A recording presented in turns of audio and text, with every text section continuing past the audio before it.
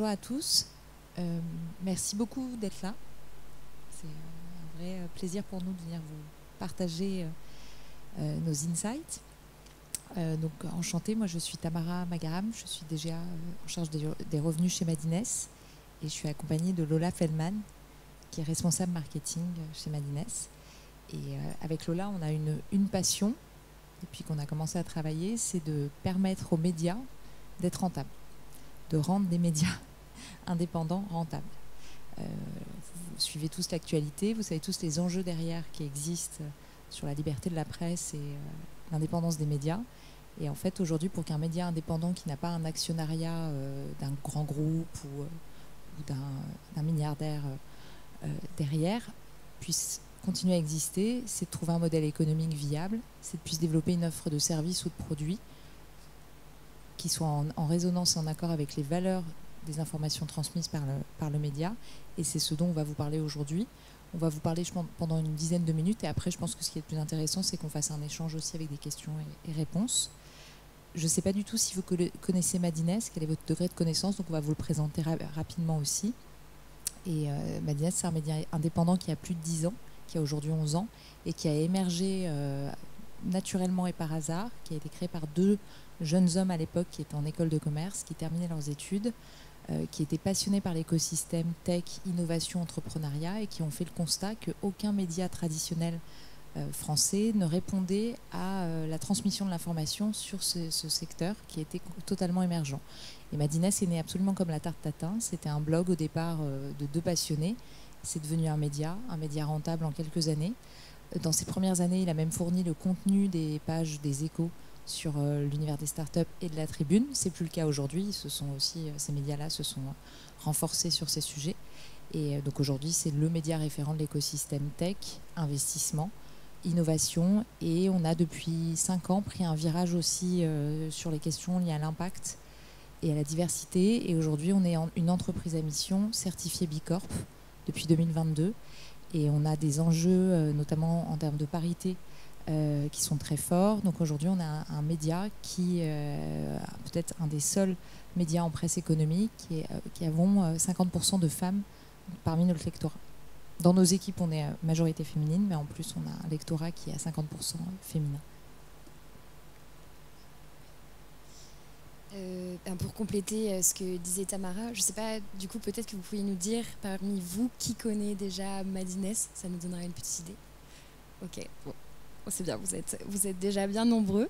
Donc, ce que disait Tamara, ça fait 10 ans qu'on existe. En gros, pour vous donner quelques chiffres, par mois, aujourd'hui, on a environ 1 million de lecteurs. Donc, on est vraiment implanté comme un média de référence auprès de l'écosystème tech, start-up, innovation.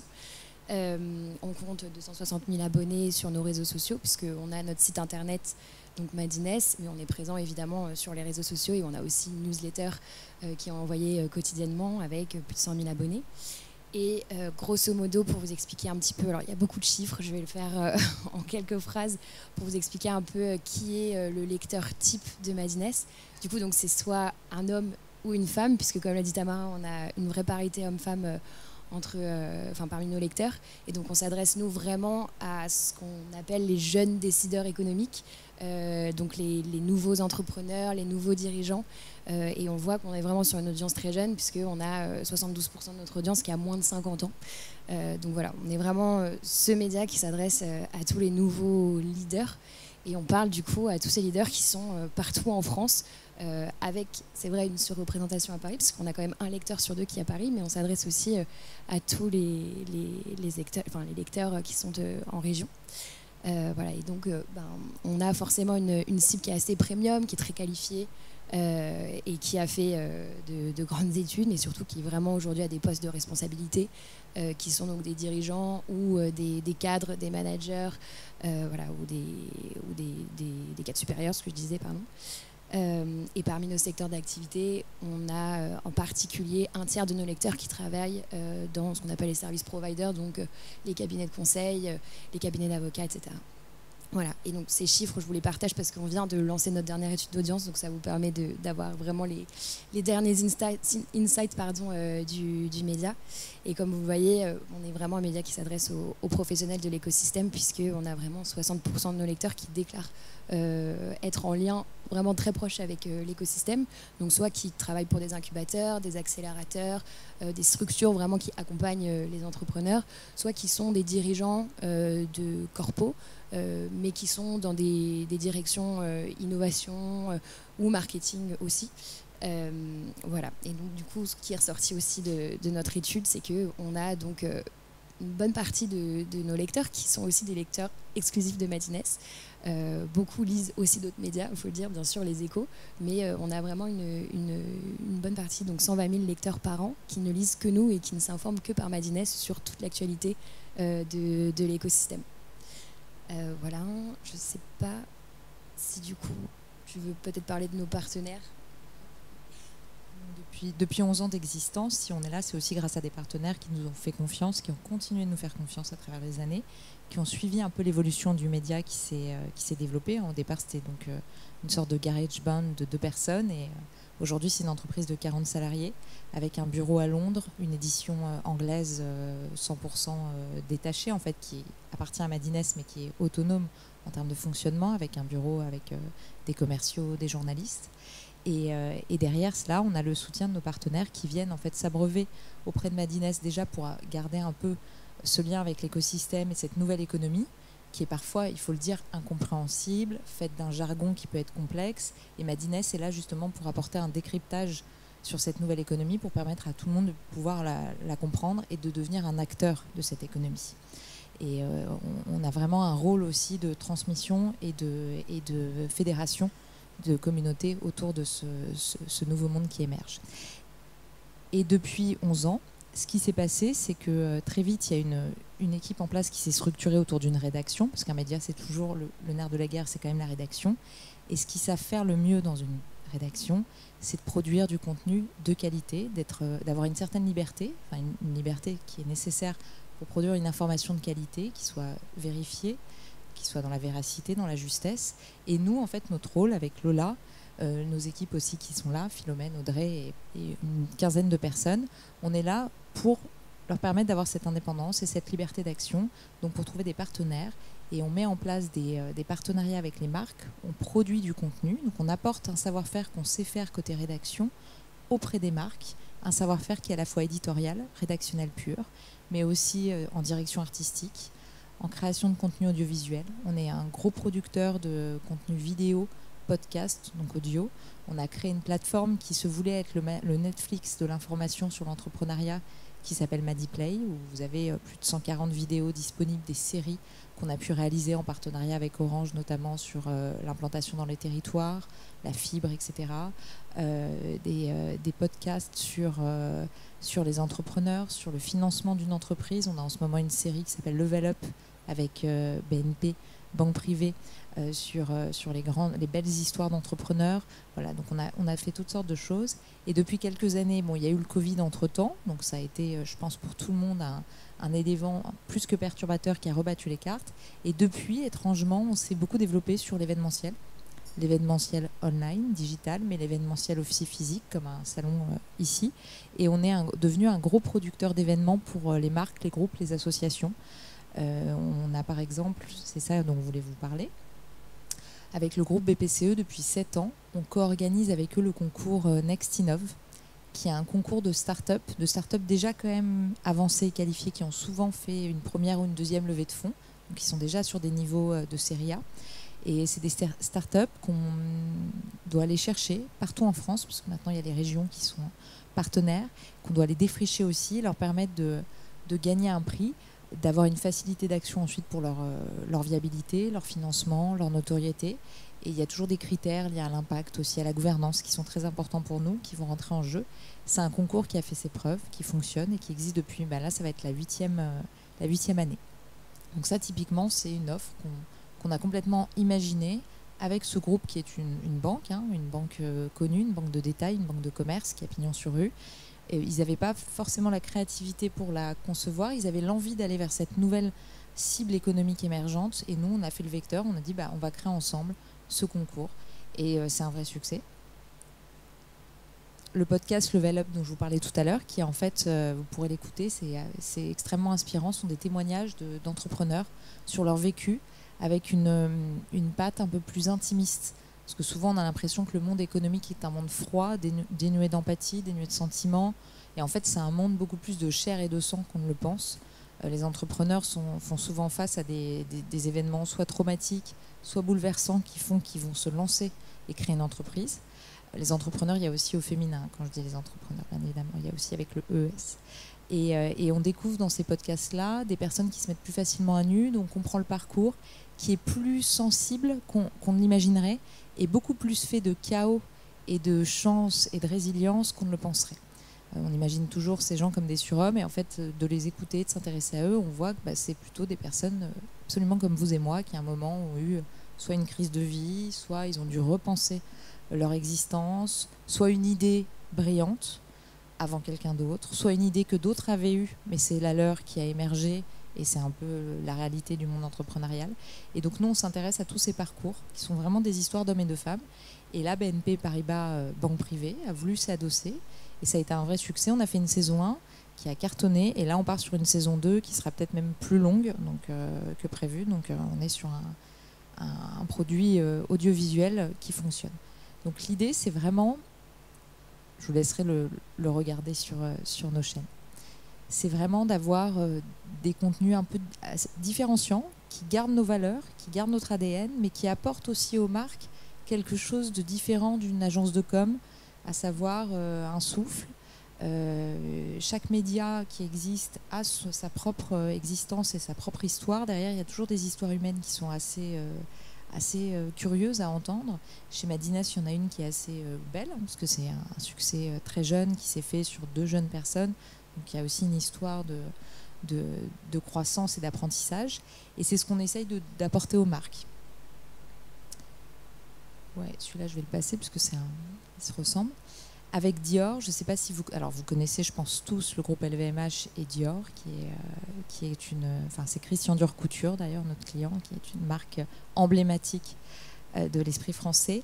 Dior, depuis plusieurs années, est très actif sur l'accompagnement des femmes.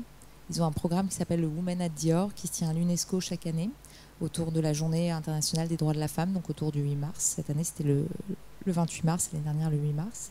C'est un programme qui est très important. Ils permettent à 350 femmes du monde entier qui ont moins de 22 ans, je crois, dans tous les pays du monde, de pouvoir être mentorées par une personne du groupe partout dans le monde. Et c'est des jeunes femmes qui ne viennent pas forcément de milieux éduqués, ou qui n'ont pas un accès, soit parce qu'elles sont dans des zones géographiques isolées, soit parce qu'elles sont dans des milieux socioculturels où elles n'ont pas eu accès forcément à ces niveaux d'éducation.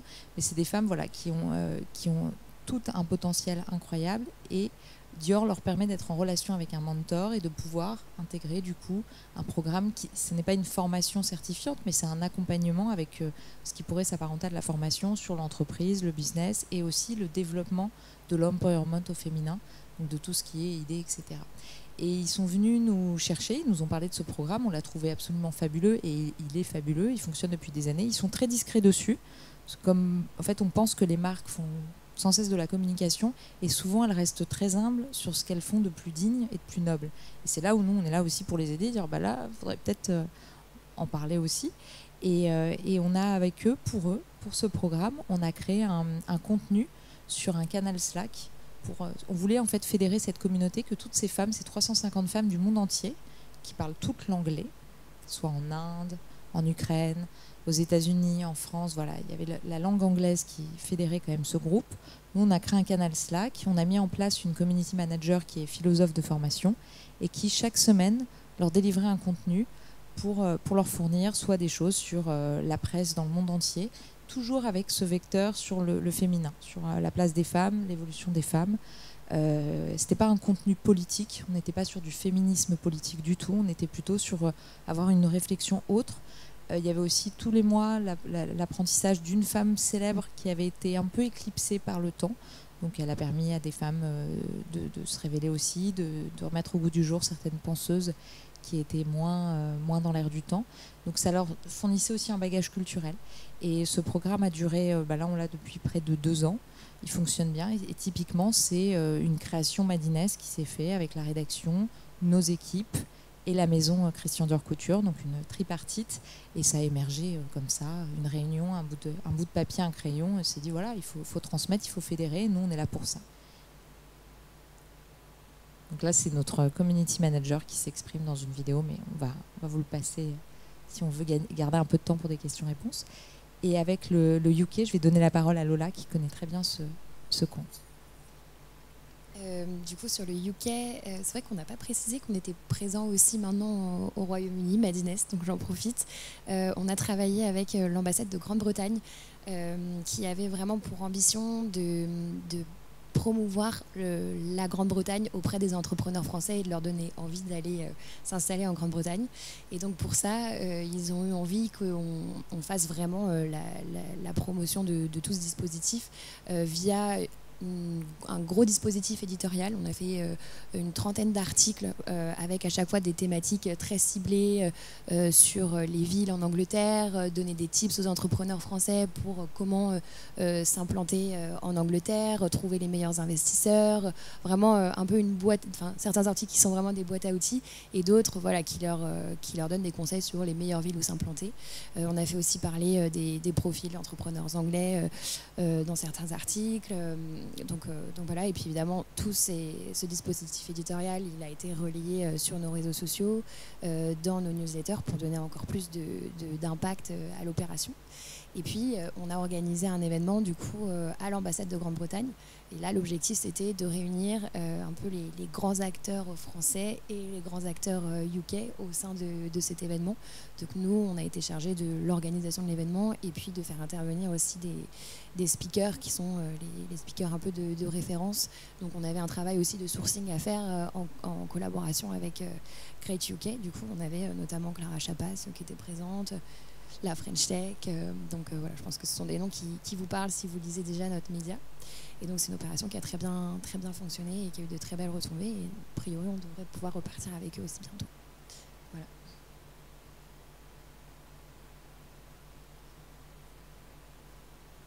Voilà, donc on a au sein de Madines, on a une rédaction qui est forte, qui est soutenue par Étienne Porté, le cofondateur, et Sophie Lévy en direction de la rédaction. Et elle a 2 journalistes fabuleux avec elle, Maxence Fabrion et Aurélie Pasquier. Et nous, en parallèle, l'équipe business, on serait ravis de vous rencontrer si vous avez des besoins. Donc n'hésitez pas à nous contacter. On a créé un peu ce qu'on appelle la Madines Factory, c'est-à-dire on s'adosse au savoir des journalistes. On fait aussi appel parfois à des créateurs indépendants ou autres pour garder aussi l'indépendance éditoriale des journalistes. Ça, c'est une ligne dont on fait très attention. Et on propose un peu cette intelligence un peu pas de côté aux marques pour avoir une communication différente de ce qui peut être proposé dans les agences de communication. Donc je ne sais pas si on peut parler de révolution, parce qu'en 30 ans de communication, les choses ont tellement changé que tout est un peu aujourd'hui une révolution. Mais en tout cas, un média indépendant peut aujourd'hui se faire aussi agence de création de contenu et proposer des choses complètement différenciantes avec une forte valeur ajoutée grâce à l'appui d'une rédaction. Merci beaucoup pour votre attention et je pense qu'on va passer aux questions, s'il y en a.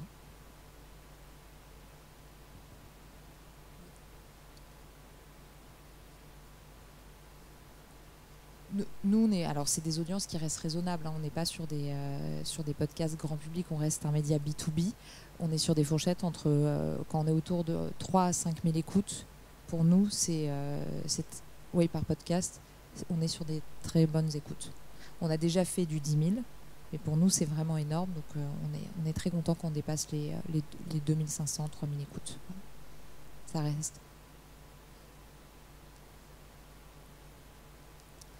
Non, justement, on a gardé là-dessus notre indépendance et on fait très attention aussi parce qu'il faut pas. Enfin, ça reste, voilà, c'est une très bonne question parce que c'est ça qui est intéressant aussi, c'est que quand on fait du contenu de marque, le risque, c'est de faire ce qu'on appelait à l'époque du public rédactionnel. Et c'est pas le but, parce qu'on sait que ça marche pas. On est tous lecteurs ou consommateurs de presse. Et franchement, moi, parfois, je tombais, parce qu'il y en a moins en moins à l'époque, sur des pubs rédactionnels où je me disais, ils prennent un peu le lecteur quand même pour un naïf. Donc le but, c'est les gens ne sont pas idiots, donc il faut faire un contenu qui ait aussi un intérêt pour le lecteur ou l'internaute. Et c'est ça nos difficultés aussi à nous, c'est d'avoir parfois ce rapport de force avec les marques qui ont forcément envie de placer soit des gens de leur réseau, soit quelqu'un qu'elles aiment. Nous, si la rédaction n'y voit pas d'intérêt, il y a un veto qui est mis. Et dans un podcast typiquement comme celui-là, c'est la rédaction qui propose. Après, on propose 3 ou 4 noms. Il y a un choix. Mais en tout cas, la marque n'a pas le pouvoir d'imposer sa personne pour X ou Y raison. Et ça, je pense que c'est très important et c'est ce qui va faire la différence dans le brand content. Et je pense que c'est ce que nous, en tout cas, on dit chez nos clients. Les lecteurs sont intelligents, donc il ne faut absolument pas les considérer comme des personnes naïves là-dessus. Et il faut vraiment être en capacité de fournir un contenu de marque qui a un intérêt aussi pour le lecteur et qui ne soit pas une publicité promotionnelle. Sinon, autant faire de la réclame comme on en faisait avant, une page classique ou un publi rédactionnel. Et ce n'est pas le but. Et d'ailleurs, on le voit, une campagne fonctionne, on a de bonnes audiences quand la rédaction ou le journaliste, parce que parfois on fait appel à des journalistes indépendants pour pouvoir avoir une plus grande marge de liberté, a quand même une certaine liberté d'action. Sinon, il y a quelque chose qui ne fonctionne pas dans le rouage.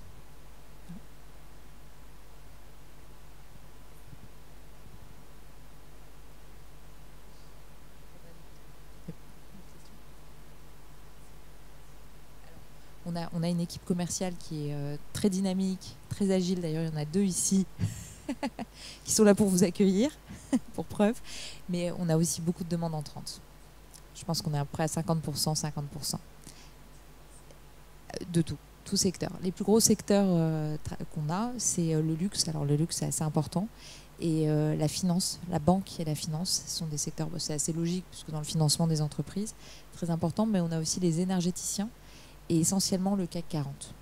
Étonnamment, ce ne sont pas les startups, nos clients. On parle beaucoup des entreprises innovantes et des startups, mais nos clients sont surtout des grandes structures.